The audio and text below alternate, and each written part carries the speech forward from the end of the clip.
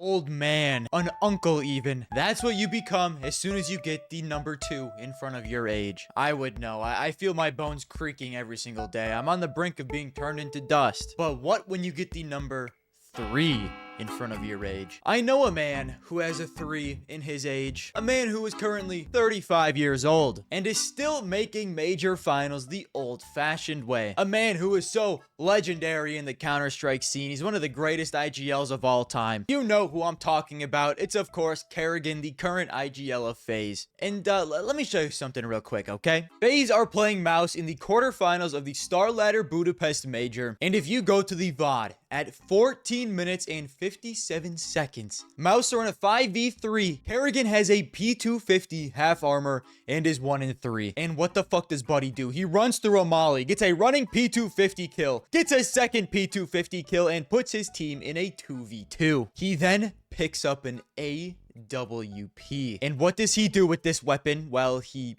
misses, first of all, but then he hits kind of a nasty, decent flick for an old man, okay? And now listen, some of you might be like, old man Karrigan on the op, whatever, who cares? But to others, you see Karrigan pick up this op and you are immediately teleported back in time. Between the two of them, they get all 5.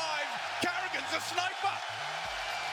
Oh, maybe once upon a time. Because there was once a day when Karrigan wielded this weapon consistently, and by God, he was one of the best at it in the entire world. Now, as of today, Karrigan is one of the greatest IGLs in Counter-Strike history, and seems to be a man who can always lock his team in during the biggest moments, always finding a way to make these major finals, even though his team looks incredibly mediocre beforehand. Well, I mean, they're locked in until the final, of course. And it was also the first IGL to really figure out how to work with an international super team, being on the first roster to win a major with a 100% international lineup. And to this day, FaZe still stands as the only 100% international team to ever win a major. Na'Vi was close, Vitality was also close, but they were only 80%, so sorry fellas, you tried. At this point of Karrigan's career, he is a legend and will always be one. But like I said earlier, he didn't always start his career as a caller, but instead a man who wielded the op better than nearly everyone else in the world. I'll give you a little more background as to how we even got there. Hot diggity dog, Barmlings. Are your pockets overflowing with Counter-Strike skins? Sell them all at Skinflow. Skinflow is one of the top marketplaces where you can instantly trade your CS2 skins. All you have to do is click on the skin you no longer want, and then you can instantly sell it and withdraw in PayPal, crypto, and so much more. They also have a phenomenal reward system where the more you sell, the higher percentage you gain in future sales, along with claimable cash rewards. Or are you on the other side of the coin and just have too much Christmas money filling up your pockets? You can easily buy skins that have some of the lowest listings in the entire market with crypto, Visa, and MasterCard. Along with these great deals, they even have fire sales happening every single day, and even better, they also have a giveaway page. If you use my code or link in the description today, it will give your entire inventory a plus 2% bonus valuation that will stay permanently.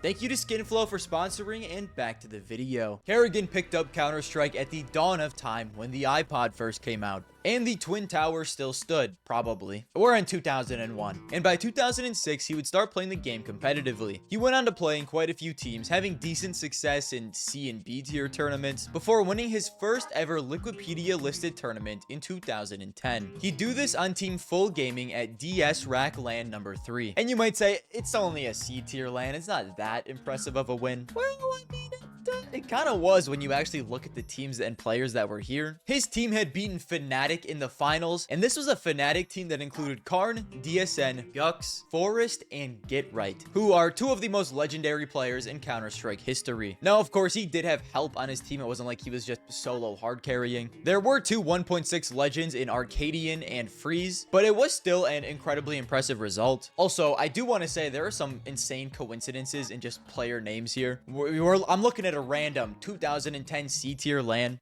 and we have a Norwegian player named Helzerk and a Danish player called Karrigan. Are you what? We have 1.6 Halzerk and Cadian at home, I guess. I mean, same nationalities and everything. Anyways, after this success, he'd go on to sign with his first big boy organization in 2011. And during this time period, towards the end of 1.6, is where we'd really see Karrigan shine. He'd go on to win 2 tournaments, along with making the finals of S-tier tournament IEM Global Challenge Guangzhou, and he also came in 3rd place at Electronic Sports World Cup 2011, which during this time was considered a major. And maybe the craziest part of this major is Swedish team SK with Get Right and Forest would go on to win. That's not the crazy part. It was honestly pretty much expected. But although he was the best player on the winning team at this major, Get Right would not be the MVP of this tournament. Instead, it was Karrigan from the 3rd place team Mouse. Winning an MVP award while not even making the finals is an unbelievable feat. I mean, like, sometimes today we'll have insanely good players like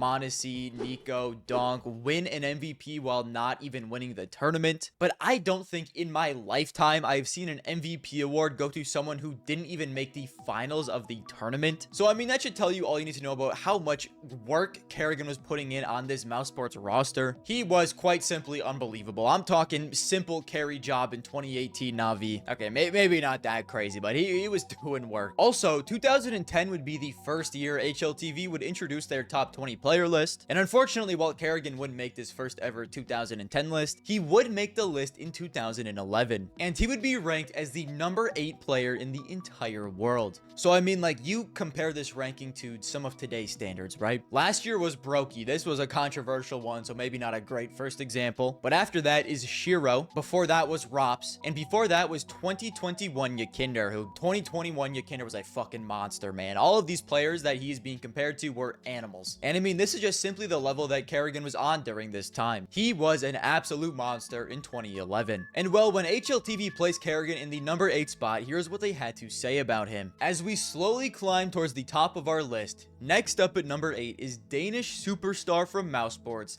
Finn Karrigan Andersen. The German team recognized the potential in him at the end of 2010, and it paid off for them as he became their best player during 2011 and one of the best offers in the world, culminating with his MVP title from Esports World Cup. They listed all of his achievements, a bunch of first places. His stats from major LAN tournaments this year was 0.8 kills per round, 0.63 deaths per round, a rating of a 1.19. He was the man of the match 12 times, with his best tournament of course being the Esports World Cup, his best map being DE_Tuscan. He had the 5th most op kills, the 6th best op KPR. He was the 4th best fragger and had the most Glock kills with 62. HLTV then gives a summary of how this year went for Karrigan in Mousesports. The new Mousesports lineup didn't have much success in their first tournament together at IEM 5 European Championship Finals, as they only managed to get a draw against E-Sahara and lose the other 4 matches, which even deprived them of a spot at the IEM 5 World Championship. Andersen's debut was equally unspectacular, as he recorded a poor 0.83 rating, his worst of the year. 3 months passed before we saw the German squad at their next LAN tournament, which was Xperia play in Andersen's home country. They didn't show much improved form, but draws against Existence and Frag Executors in the second group stage secured them a quarterfinal encounter with RG Esports. That would, however, turn out to be the final stop for them, as the Swedish-Norwegian team outplayed them in 3 maps. Andersen was the team's best performer with a 1.22 rating, while he particularly stood out in pistol rounds as one of the best at the event. In the meantime, Mousesports have been keeping up with their dominance in EPS Germany, winning the summer season and the League Cup, while Andersen was the best rated player of both tournaments. Mousesports were then unsatisfied with their international form and opted to make lineup changes. The team brought back their famous in-game leader Gob B and also added Zonix. While Aprox was released from the squad and Tixo was moved to being a substitute player. The changes came too close to the next major tournament, Game Goon.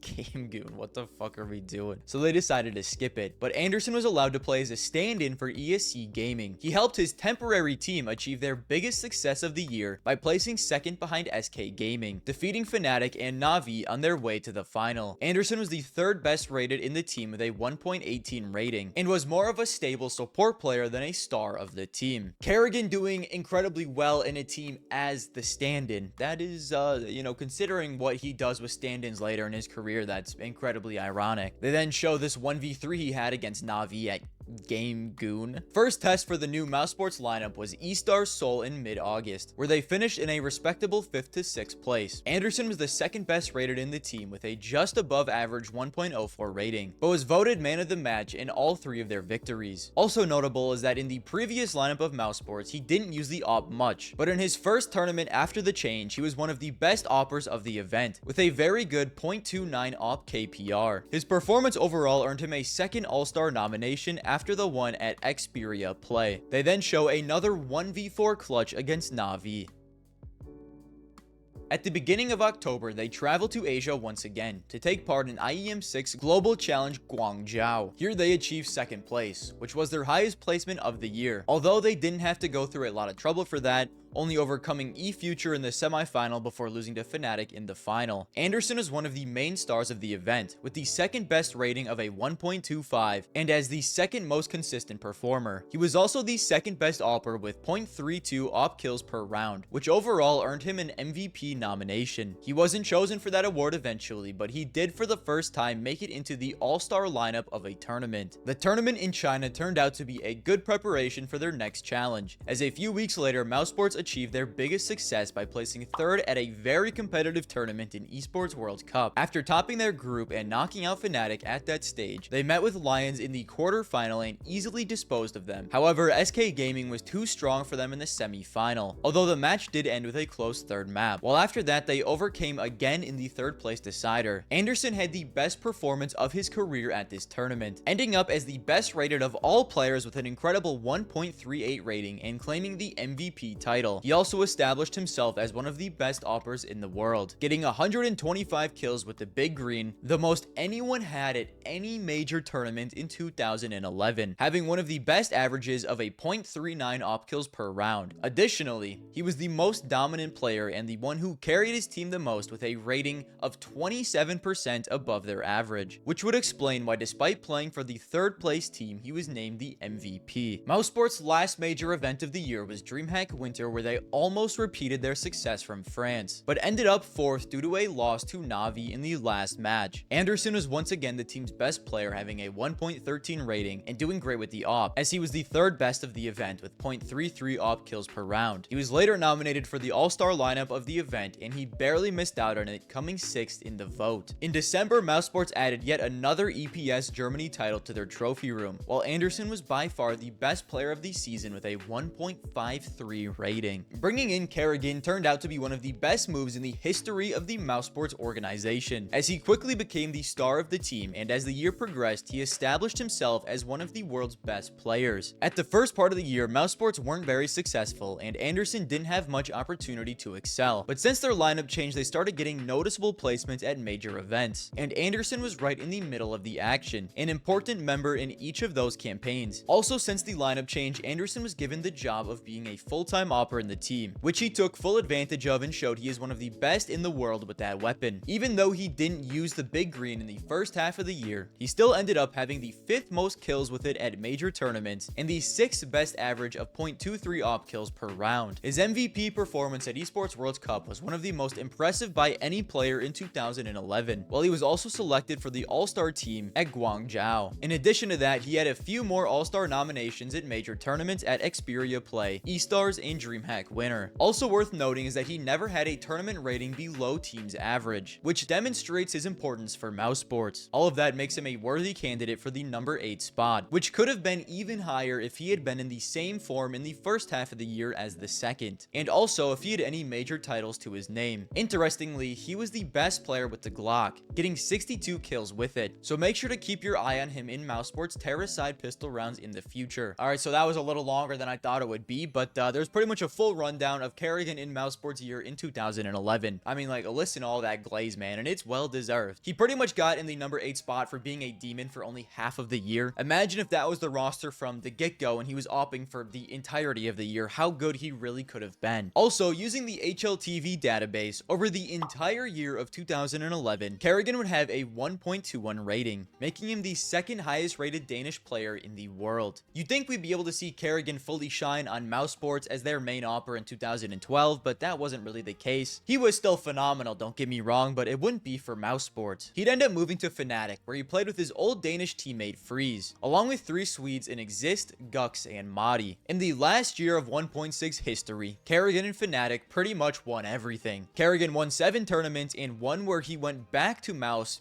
just because he could. In 2012, Karrigan would drop a 1.17 rating, which is very impressive considering the main opera for this team was Freeze, and they just kind of put Karrigan back into rifling roles. But sadly, there was no HLTV top 20 this year due to Global Offensive coming out and kind of making everything a mess. The last 2 years of 1.6 was really the peak of Karrigan as far as individuals go. He was a monster and quite literally one of the best players and operas in the world, and after hard carrying mouse for the entirety of 2011, he would move to a stronger team in Fnatic, and then he got all of the accolades, all of the tournament wins to back it up. But now, unfortunately, as we're moving into 2013, it was the time for Counter-Strike Global Offensive, and Karrigan did not really like this switch, at least to start. As HLTV would write an article and say, Anderson admitted that what he has seen of CSGO does not thrill him, but insisted that he wants to try out the game on a competitive level before making any judgments. He said, I have played a few gathers here and there, but for me, the game is completely different. I think that CSGO is a mixture of Call of Duty and CSS, because you need to have a completely different approach to the game. I think that the history behind CS 1.6 made it more interesting in tournaments, because it was always exciting to see who would win the next title. I'm not a big fan of CSGO, but I will give the game a chance. I can speak more about it and its competitiveness once I have participated in tournaments and practice matches instead of just playing some gathers. And well, during his first few years of CSGO, it would not go great, as he just simply couldn't replicate his 1.6 success. In 2013, he'd have a 0.98 rating, and in 2014, a 0.99 rating. Now, this was partially due to him bouncing from team to team and just complete roster instability, but this roster instability was also how he would start the next chapter of his career, because this complete mess that he was enduring was actually kind of a blessing for him, as due to the constant instability, he would be consistently changing his roles to try and make the teams work. As in this old article named Karrigan Turning TSM Around, Ross Deason would say, constant team changes also meant a plethora of role changes for Karrigan, who found himself changing the way he played on a regular basis. Karrigan went on to say, I never really had the opportunity to show my potential in CSGO due to all the team and role changes. One day I would be an in-game leader, the next I was playing support, and then I would find myself playing as the main op. So basically, I had to try all different roles in this game. Being a part of my current team is the first time that I have been with a stable roster for more than a few months, and I noticed that in-game because I feel like my level is just going up and up with every match. This current team he is talking about is TSM, but when he first joined, they were called Dignitas, who had Device, Dupree, Zipnix, and Cajun B on the roster, and he came in to replace the team's old IGL in Fetish, which meant the team would need a new IGL. And due to Karrigan's slight experience in the role because of his past 2 years of hardships, he decided, fuck it, we'll give IGLing a real shot. And my god, it might have been the best decision he made in his entire career, because we all know what happens from here. So yes, guys, while Karrigan might be the legendary IGL 35-year-old uncle still doing it for FaZe Clan, there was one time in his life where he was a generational player, one of the best operas in the entire world. So the next time you see Karrigan with an entire AK spray, sit back and say, maybe we should respect this guy's mechanical skill a little bit more. Because, I mean, shit, 15 years ago, he would not have been whiffing that spray, okay? He would have sniffed your aroma, flicked 90 degrees, and shot you in the skull with an op through a wall. So don't talk shit on my boy, okay? Anyways, that's it for me today, fellas. I hope you enjoyed. Subscribing if you would like to subscribe, liking if you liked the video, and notificationing if you want notifications, and I will see you guys next time.